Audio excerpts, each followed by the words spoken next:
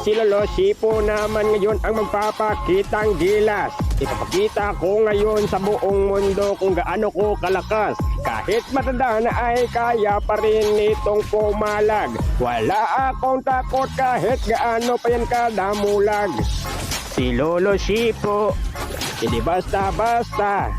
Kahit gaano pa kalakas lang kalaban at kahit pa 10 yan, matik sure na talo yan. Huwag niyong maliitin ang aking kakayahan. Kahit isama pa si Yawi, Rene J at si Louie, Insection at si Sight, si Mingmong at si Almighty. Wala akong pakika, sino ang iharap.